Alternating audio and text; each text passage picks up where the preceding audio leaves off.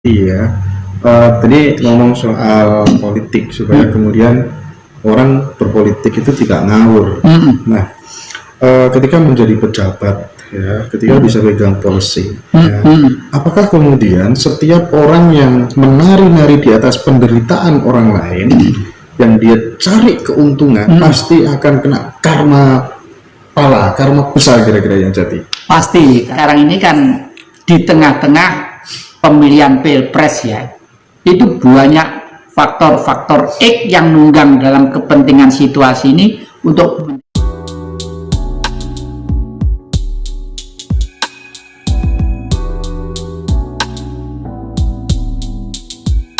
yang Jati Kusumo. rayu mas. Malam ini penampilan yang Jati sangat berbeda, menyiratkan sebuah semangat yang menggelora terhadap nasionalisme bangsa yang Jati ya. Yang saya sebenarnya sangat tertarik karena sedikit banyak yang merupakan dianggap sebagai guru politiknya banyak anak-anak muda, teman-teman KMNI dan lain sebagainya. Saya ingin tahu bagaimana yang Jati Kusumo memandang atau mendefinisikan politik itu sebenarnya apa.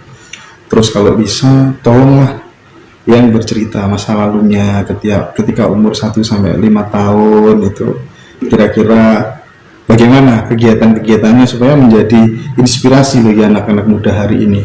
Ya.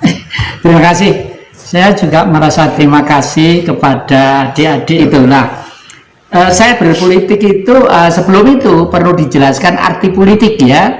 Oleh karena itu kenapa mesti dijelaskan supaya orang-orang yang berpolitik memakai cap politik tidak ngawur, karena kalau ngawur nanti jadinya ya seperti sekarang ini, negara kita sudah berubah tidak sesuai dengan cita-cita kemerdekaan tapi masih ngotot terus gitu loh. Apakah politik itu, saya itu pernah jadi rektor di sekolah swasta ya di Malang ini, lulusan sarjana politik juga, ekonomi juga spiritual. Nah, politik itu artinya dari kata-kata poli dan etika, pergaulan yang penuh kesopanan dan kesantunan. Saya ulangi, politik dari kata-kata poli dan etika, artinya pergaulan yang penuh kesopanan dan kesantunan.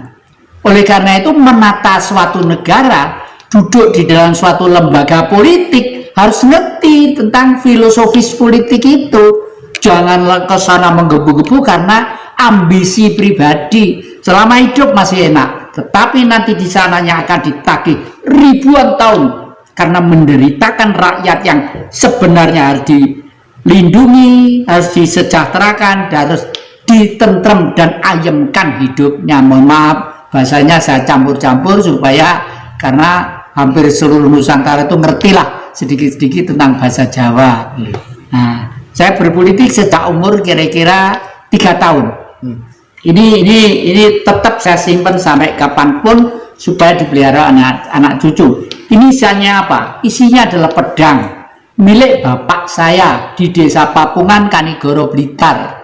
Namanya Noto Karni. Meskipun beliau itu keluarga dalam keraton Solo, dia panggil ke Solo untuk ngambil haknya, beliau tetap tidak mau. Pengen menjadi rakyat biasa, karena bapak sadar bahwa negeri ini masih perlu diperjuangkan karena para leluhur perjuangannya belum selesai. Lalu pada waktu saya masih kecil, diajak bapak perang. Ayo le, Belanda mau masuk ke Kanigoro le, ayo perang.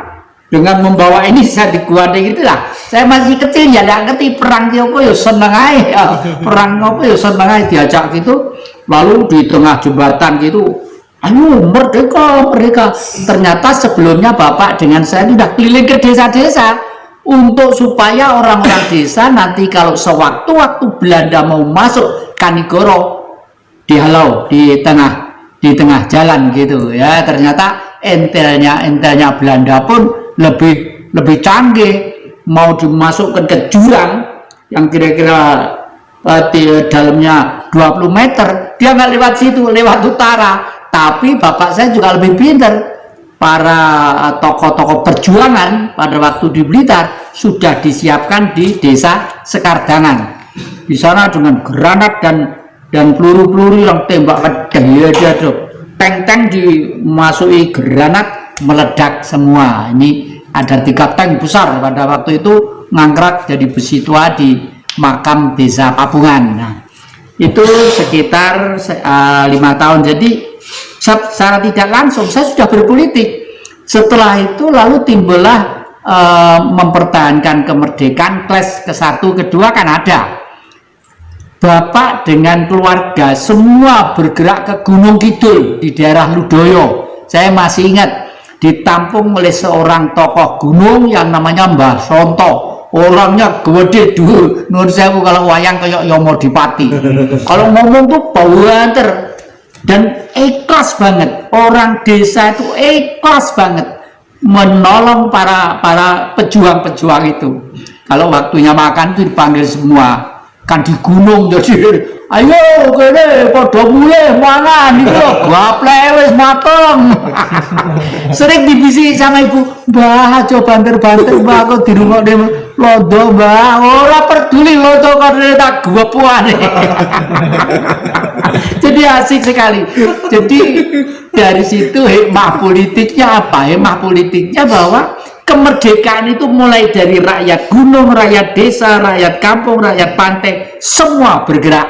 Nah, bergerak dari kemerdekaan kita itu bukan diberikan dengan cuma-cuma, penuh dengan korban perasaan, korban darah, daging, nyawa yang tidak karu-karuan. Nah, ini sampai kira-kira umur sekitar 5-10 tahun. Itu pelajaran politik saya seperti itu.